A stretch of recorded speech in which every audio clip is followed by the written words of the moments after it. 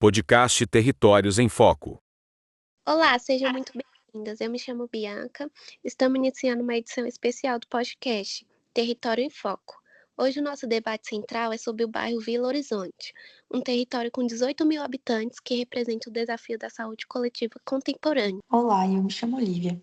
Então, a Vila Horizonte não é apenas um bairro periférico, é um cenário de alta vulnerabilidade social que surgiu de ocupações irregulares nas últimas 2 décadas. Para entender esse equilíbrio dinâmico que chamamos de saúde, reunimos um comitê técnico de alto nível. E nessa edição especial estamos com a doutora Evelyn, coordenadora de vigilância epidemiológica, a enfermeira Eduarda, especialista em estratégia saúde da família, a doutora Gilmara, gestora de vigilância ambiental, doutora Ana, analista de planejamento urbano e demografia, doutora Tainá, coordenadora de assistência social e segurança alimentar, e por final a doutora Lana, especialista em saúde do trabalhador. Sejam muito bem-vindas, doutoras. Boa noite. Boa noite, muito obrigada. Boa noite. Boa noite, muito obrigada. Para iniciar, vamos falar sobre análise territorial e dinâmica demográfica. Doutora Ana, como analista urbana, o que sua leitura do território nos revela sobre a cara da Vila Horizonte hoje? A Vila Horizonte hoje vive o que a teoria chama de expansão urbana desordenada.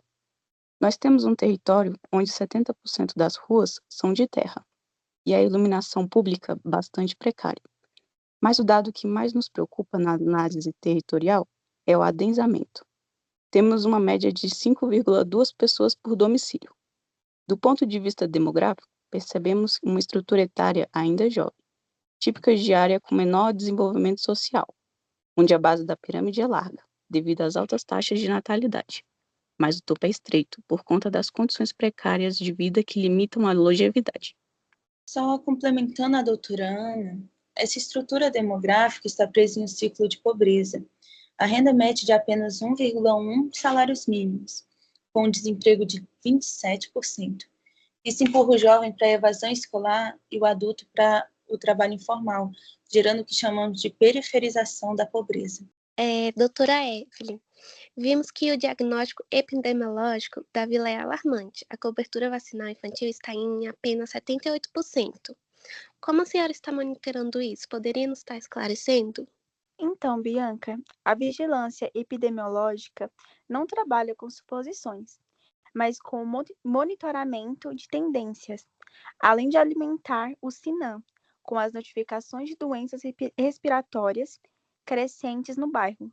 Estamos cruzando dados com o SINAC, que é Nascidos Vivos, para identificar as crianças que nunca iniciaram o calendário vacina, e o SIM, que significa Sistema de Informações sobre Mortalidade, para monitorar óbitos infantis evitáveis.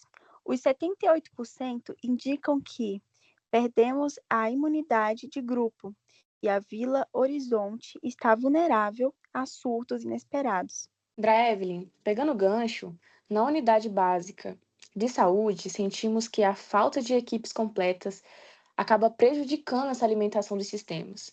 Sem um agente comunitário de saúde em todas as áreas, a subnotificação é um risco real. Muitas famílias só chegam à UBS quando a criança já está no período de patogênese, ou seja, com a doença instalada e agravada, o que sobrecarrega o sistema. Enfermeira Eduarda, a senhora mencionou o adoecimento. Falando agora sobre história natural de doença e níveis de prevenção. Como a ESF atua nos níveis de prevenção para doenças como hipertensão e diabetes, que são altas no bairro? Lívia, trabalhamos com a história natural da doença. Na prevenção primária, nosso foco deveria ser a vacinação e a promoção da saúde, combatendo os fatores de risco antes da doença surgir. Já na prevenção secundária, buscamos o diagnóstico precoce de hipertensos, mas a adesão é baixa porque essas pessoas priorizam a sobrevivência imediata ao invés do tratamento de doenças crônicas de evolução lenta. Por fim, temos o desafio da prevenção terciária, que é a reabilitação daqueles que já sofrem danos, como sequelas de AVC. Em um território onde o transporte é quase inexistente, são apenas 2 linhas de ônibus para 18 mil pessoas. Doutora Gilmara, falando agora sobre a vigilância ambiental e os riscos sanitários. parece ser um grande vilão por aqui. 62% das casas sem rede de esgoto é um número pesado, concorda? Concordo sim, é inadmissível, Bianca. O esgoto descartado no córrego local favorece a proliferação de vetores, como roedores e mosquitos, e é a causa direta da diarreia aguda frequente que atinge as crianças pelo programa Vigia Água. Tentamos garantir a portabilidade, mas o abastecimento irregular e a baixa pressão, as famílias armazenam de forma inadequada, criando novos focos de doença. A vigilância ambiental aqui precisa agir na raiz do problema, a urbanização do córrego.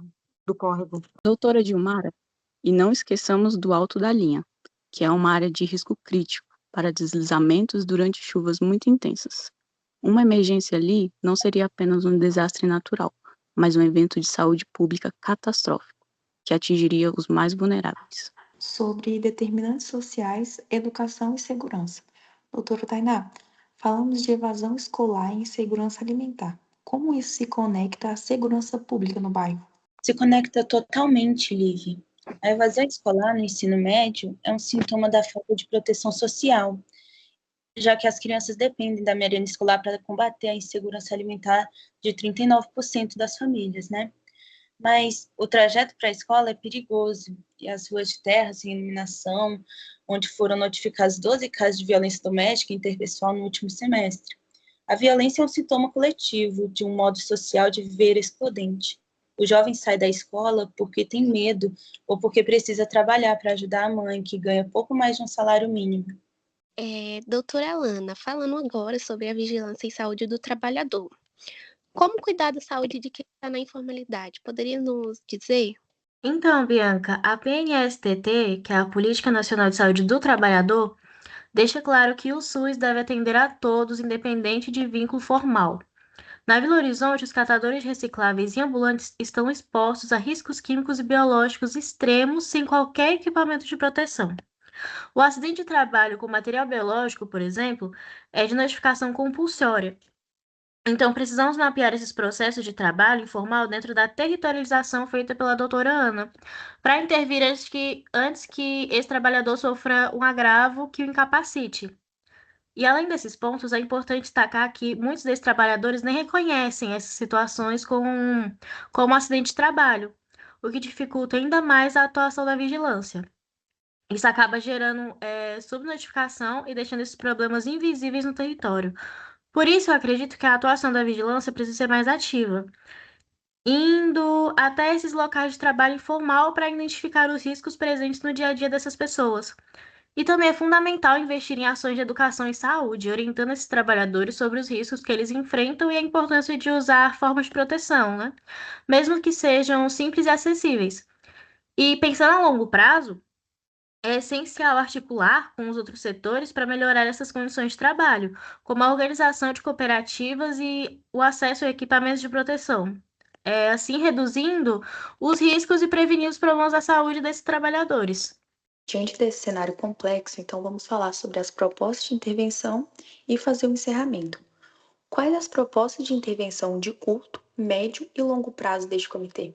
Então, a curto prazo, acredito que a busca ativa e mutirões de vacinação porta a porta possa levar à cobertura de 78%.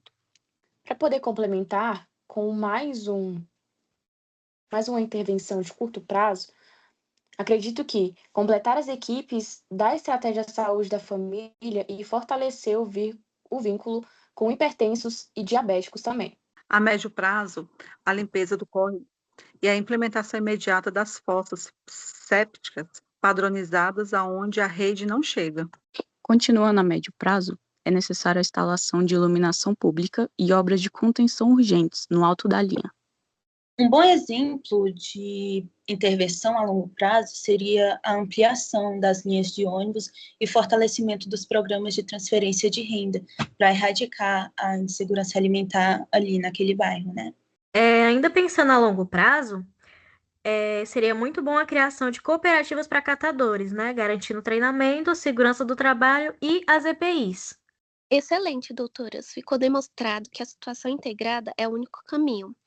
Eu penso que a saúde faz com educação, saneamento, segurança e renda digna. Obrigada a todos os especialistas e você, ouvinte, percebeu como a saúde coletiva está em tudo ao nosso redor? Até o próximo episódio.